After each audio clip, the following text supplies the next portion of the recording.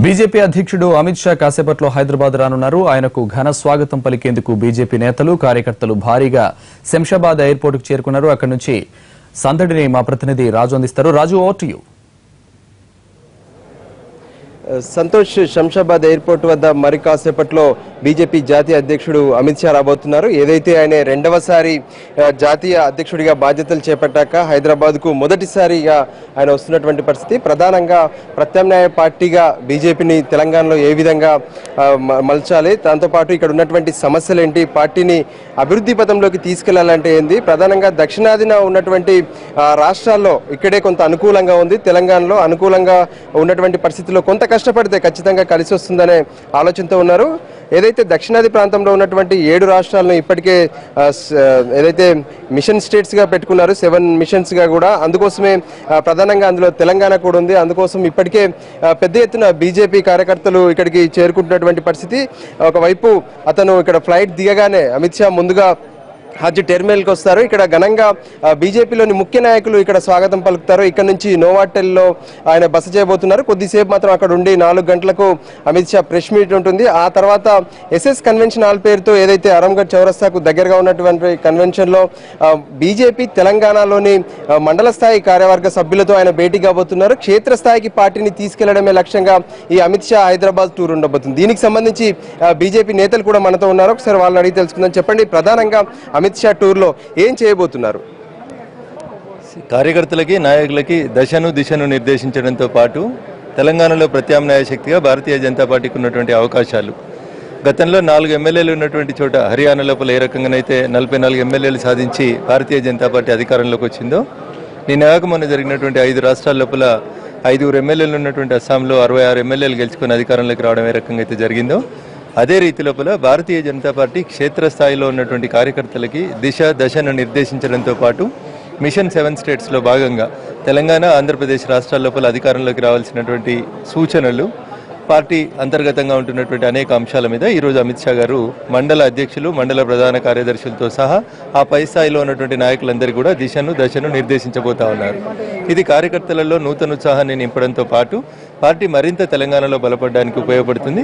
అంతేకాకుండా వచ్చే నెల మళ్ళీ మొదటి వారంలో వచ్చి బూత్ స్థాయి కార్యకర్తలతో సహా, బూత్ లెవెల్ కమిటీలతో సహా ప్రత్యక్షమైనటువంటి కార్యాచరణ ఏ రకంగా ఉండాలి, బూత్ స్థాయిలో ఏం జరుగుతూ ఉంది, కేంద్ర ప్రభుత్వం ప్రవేశపెట్టినటువంటి పథకాలని గ్రౌండ్లోకి తీసుకెళ్లాల్సినటువంటి బాధ్యత మండల పార్టీ ప్రెసిడెంట్ల మీద ఉంటుంది. కాబట్టి ఈ 2 పర్యాయాలు కూడా వారు గ్రౌండ్ లెవెల్ కార్యకర్తలతోటి మాట్లాడడానికే ఇంపార్టెన్స్ ఇస్తున్నారు.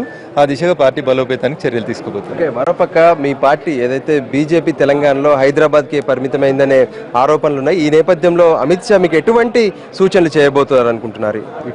ఈరోజు ముఖ్యంగా ఏదైతే మండల కార్యవర్గ సభ్యులను, మండల పదాధికారులను ఈ సమావేశంలో పిలవడానికి ముఖ్య ఉద్దేశం ఏంటంటే, అయితే అన్ని గ్రామాల్లో కానీ మండలాల్లో కానీ మొదలు పార్టీ పటిష్టంగా తయారు కావాలి.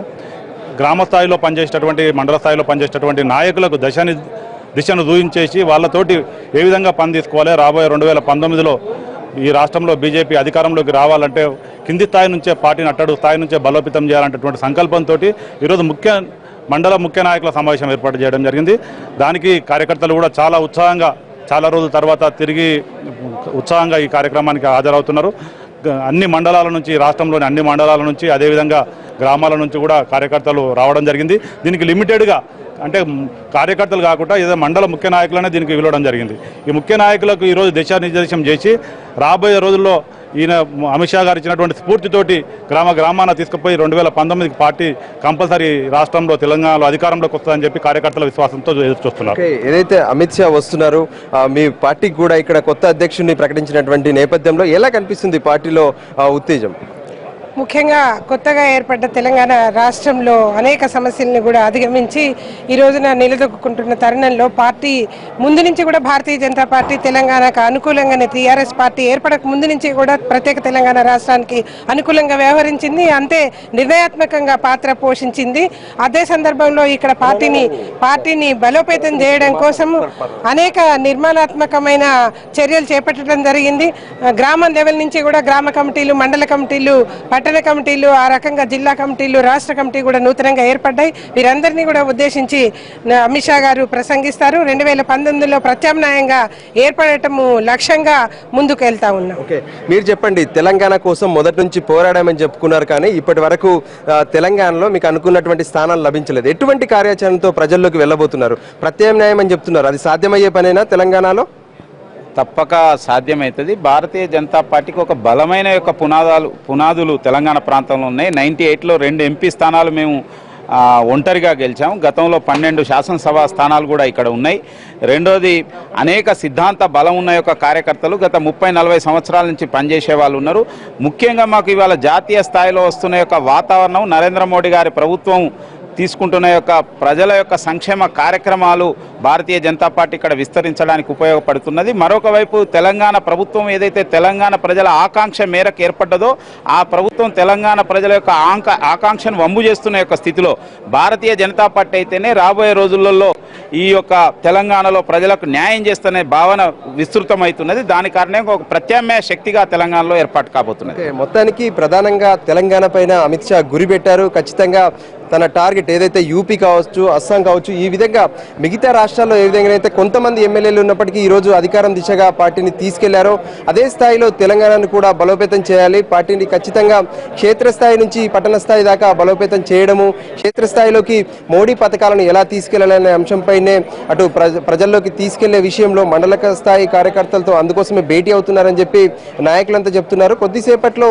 ఆయన ఇప్పుడు శంషాబాద్ ఎయిర్పోర్ట్ కు చేరుకోబోతున్నారు. ఇక్కడ నుంచి నేరుగా నోవాటెల్కు వెళ్తారు. 4 గంటలకు అమిత్ షా ప్రెస్ మీట్ ఉంటుంది. ఆ తర్వాత ఏదైతే మండల స్థాయి కార్యవర్గ సభ్యులతో ఆయన భేటీ కాబోతున్నారు, వాళ్ళతో దాదాపు 3 గంటల సమయం కేటాయించుతున్నారు. ప్రధానంగా క్షేత్రస్థాయిలోకి పార్టీ వెళ్ళకపోవడానికి కారణాలు ఏంటి, ఈరోజు హైదరాబాద్లోనే ఎమ్మెల్యేలు గెలవడానికి గల కారణాలు ఏంటి అంటే కొన్ని జిల్లాల్లో పరిస్థితి చాలా దారుణంగా ఉంది. బీజేపీ నుంచి అంటే సమర్థమైనటువంటి నాయకులు లేనటువంటి పరిస్థితి, అందరూ పట్టణానికే పరిమితం అయిపోయారు. ఇటువంటి కొన్ని అంశాలపైన దృష్టి పెట్టారు. కొంత ఇక్కడ ఉన్నటువంటి సీనియర్ నాయకుల్లో కూడా ఎన్నో అంటే ఒకరంటే పడనటువంటి పరిస్థితులు ఉన్నాయి, గ్రూప్ రాజకీయాలు ఉన్నాయి. వీటన్నిటిని కూడా ఏకం చేసి ఇక ప్రత్యామ్నాయ పార్టీగా తెలంగాణలో బీజేపీని తీసుకెళ్లడం కోసమే అమిత్ షా హైదరాబాద్ పై గురిపెడుతున్నారు. ఒకవైపు ఈ రోజు అమిత్ షా టూర్ తర్వాత 10వ తేదీన కూడా హైదరాబాద్ లో ఒక పెద్ద భారీ బహిరంగ సభను ఏర్పాటు చేయబోతున్నారు. దానికి అమిత్ షా ముఖ్య అతిథిగా రాబోతున్నారు. Santosh, thank you Raj.